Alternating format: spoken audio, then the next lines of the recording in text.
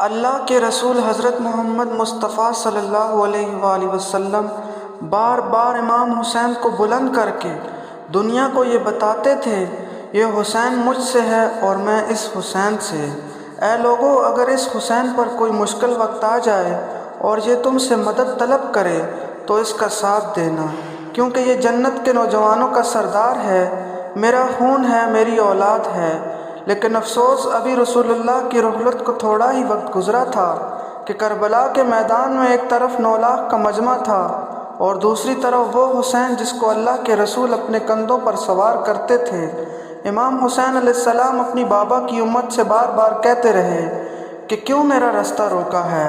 اے لوگو، پہچانو میں تمہارے نبی کا نواسا ہوں۔ کیوں 3 دن سے میرے بچوں کو پیاسا رکھا ہے؟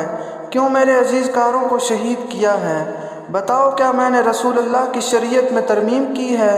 کسی انسان کا حق کھایا ہے؟ کسی انسان پر ظلم کیا ہے؟ اتنے میں فوج یزید ایک آواز میں کہنے لگی، اے حسین، ہم سب تیرے بابا امام علی کی بغض میں تجھے قتل کر رہے ہیں تاکہ یزید ہماری جولیاں دولت سے بھر دے۔ امام حسین نے فرمایا، اے لوگو، آج جس اسلام کا علم تمہارے ہاتھوں میں بلند ہے، یہ علم میرے بابا علی نے بلند کیا۔ مت بھولنا، خیبر خندق میں اگر علی نہ ہوتے تو اسلام کی فتح ناممکن تھی۔ وہ علی جس نے پوری زندگی اسلام کی تبلیغ کی، حق کو بلند کیا، رسول کی حفاظت کی، آج اس علی کو یہ اجر دے رہے ہو؟ اے لوگو، بتاؤ، اللہ کے رسول نے بار بار میرے بابا علی کا ہاتھ بلند کر کے یہ فرمایا، جہاں حق ہوگا وہاں علی ہوگا اور جہاں علی ہوگا وہاں حق ہوگا، اور آج اس علی اور اولاد رسول کو یہ اجر دے رہے ہو۔ اتنے میں یزید کی فوج کے سپہ سالاروں نے دیکھا کہ فوج میں کہیں بغاوت نہ ہو جائے۔ اے شمر، کیا دیکھ رہے ہو؟ حملہ کرو۔ بس لاکھوں کی فوج نے جب رسول اللہ کے نواسے پر حملہ کیا، امام حسین علیہ السلام نے اللہ کا نام لیا اور ذوالفقار کو نیام سے نکالا۔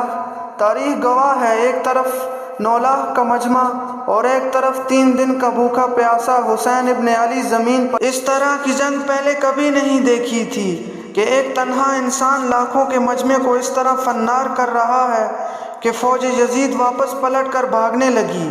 امام حسین فوج یزید سے مخاطب ہو کر فرماتے ہیں کہ آؤ، 3 دن کے بھوکے کی جنگ دیکھو، 3 دن کے پیاسے کی جنگ دیکھو، رسول اللہ کے نواسے کی جنگ دیکھو، اس کی جنگ دیکھو جس کا جوان بھائی مارا گیا، جس کے جوان بیٹے کو نظروں کے سامنے قتل کیا گیا، جس نے اپنے ہاتھوں سے اپنے بچوں کی قبر بنائی۔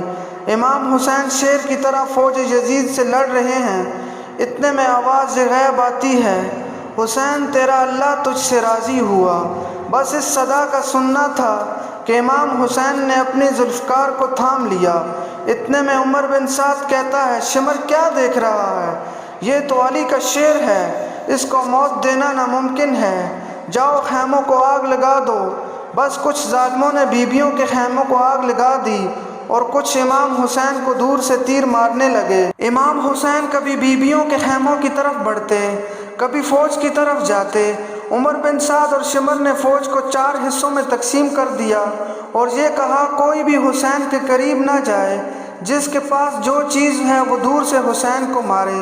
جس کے پاس نیزہ تھا اس نے نیزہ مارا، جس کے پاس تیر تھا وہ تیر مارتا رہا، جس کے پاس برچھیاں تھیں وہ برچھیاں مارنے لگا۔ تاریخ نے لکھا، جس کے پاس مارنے کے لیے کچھ نہ تھا وہ کربلا کی گرم زمین سے مٹی اٹھا کر امام حسین کی طرف پھینکتا رہا۔ امام حسین کے جسم مبارک پر ہزاروں زخم لگ رہے ہیں۔ آپ کے جسم مبارک پر اتنے تیر تھے کہ آپ کا جسم مبارک نظر تک نہیں آ رہا تھا۔ بس جیسے ہی نواسہ رسول گھوڑے کی زین سے زمین پہ آتے ہیں، فوج یزید جھومنا شروع کر دیتی ہے۔ لیکن اتنے میں وہ گھوڑا جس پہ آپ صلی اللہ علیہ وآلہ وسلم سواری کیا کرتے تھے، وہ امام حسین کے چاروں طرف گھومنا شروع کر دیتا ہے تاکہ ان تیروں سے میں اپنے آقا حسین کو بچا لوں۔ وہ گھوڑا دوڑ ہی رہا تھا۔ اتنے میں عمر بن سعد نے کہا، اے لوگو، رکو، میں نے اپنی آنکھوں سے دیکھا تھا، اس گھوڑے پہ اللہ کے رسول صلی اللہ علیہ وآلہ وسلم سواری کیا کرتے تھے، کہیں تیر اس گھوڑے کو نہ لگے، اور یوں تیروں کو چلانا بند کیا گیا۔ افسوس ہے ان لوگوں کو، اس گھوڑے کا احترام تو معلوم تھا جس پر رسول اللہ سواری کیا کرتے تھے، لیکن اس حسین کا احترام بھول چکے تھے جن کو اپنے کندھوں پر رسول اللہ سوار کیا کرتے تھے۔ بس امام حسین زمین کربلا پر اپنا سر رکھ کر اللہ کا شکر ادا کر رہے ہیں، اور وہاں فوج یزید کے مختلف سپاہی امام حسین کا سر کاٹنے کے لیے قریب آتے ہیں۔ جو بھی قریب آ کے امام حسین کا سر دیکھتا ہے تو اسے امام حسین کے چہرے میں رسول اللہ کا چہرہ نظر آتا ہے اور وہ چیخ کے دور چلا جاتا ہے۔ اتنے میں شمر کہنے لگا، یہ کام مجھ سے ہی ہونا ہے۔ جیسے ہی شمر نے خنجر امام حسین کے گلے پر رکھا، وہ دیکھے کہ امام حسین کے لب ہل رہے ہیں۔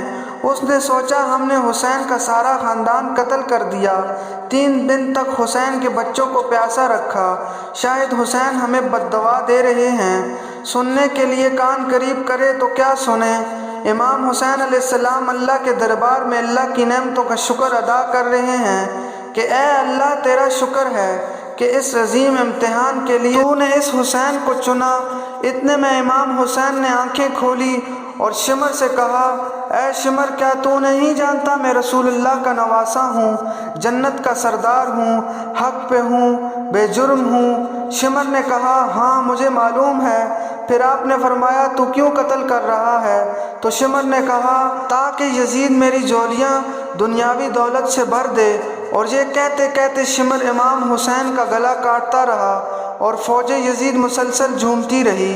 امام حسین کا سر قلم ہونے کے بعد سادات کو لوٹا گیا۔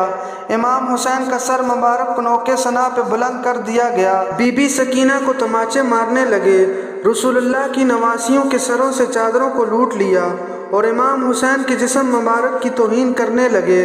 تاریخ نے لکھا ہے امام حسین کے جسم پر جو جو چیزیں تھیں لوٹنے لگے۔ اتنے میں ایک شخص امام حسین کے جسم کے قریب آیا۔ امام حسین کے ہاتھ میں ایک انگوٹھی پہنی تھی، انگوٹھی اتارنے کی کوشش کی نہ اتری، انگلی کاٹ کے انگوٹھی لے گیا۔ آپ کے جسم مبارک کو رسیوں سے باندھ کر کربلا کی گرم زمین پہ ادھر سے ادھر پھیرایا گیا۔ اتنے میں عمر بن سعد نے کہا، اے شمر، حسین اور اس کے ساتھیوں کی لاشوں کا وہ حشر کرتے ہیں کہ رہتی دنیا تک کوئی بھی یزید کے خلاف نہ اٹھے۔ سب کے جسم سے سروں کو کاٹ لو اور سب کی لاشوں کو پامال کر دو۔ زمین کربلا گواہ ہے، کہیں سے کوئی قبیلہ اٹھ کے آتا ہے اور کہتا ہے ہم ہر کی لاش کو پامال ہونے نہیں دیں گے۔ کبھی بی بی ام لیلہ کا قبیلہ آ کے کہتا ہے کہ ہم علی اصغر کا لاش پامال ہونے نہیں دیں گے۔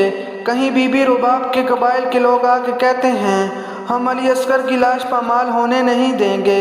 ایک ایک شہید کی لاش پامال ہونے والی جگہ سے ہٹائی گئی۔ تاریخ گواہ ہے، صرف رسول اللہ کا اکیلا نواسا کربلا کی گرم زمین پر پڑا رہا اور مغرب کے گھوڑے مشرق کی طرف اور مشرق کے گھوڑے مغرب کی طرف دوڑتے رہے اور امام حسین کا جسم پامال ہوتا رہا۔ امام جعفر صادق علیہ السلام فرماتے ہیں، میرا سلام ہو میرے اس غریب دادا پر جس کی لاش کو اس طرح پامال کیا گیا کہ ان کی دائیں پسلیاں بائیں پسلیوں کی طرف چلی گئیں اور بائیں پسلیاں دائیں پسلیوں کی طرف چلی گئیں، جن کا سینہ اور پشت ایک ساتھ ہو گیا۔ سلام ہو میرے اس بے وطن دادا حسین پر جن کے جسم مبارک کے ٹکڑوں کو زمین کربلا پہ بکھیرا گیا۔ وہ تو اللہ کو بڑھانا تھا رتبہ حسین کا، ورنہ جو چھری ابراہیم کے بیٹے اسماعیل پر نہ چلی وہ علی کے بیٹے حسین پہ کیسے چلتی۔ سلام یا حسین۔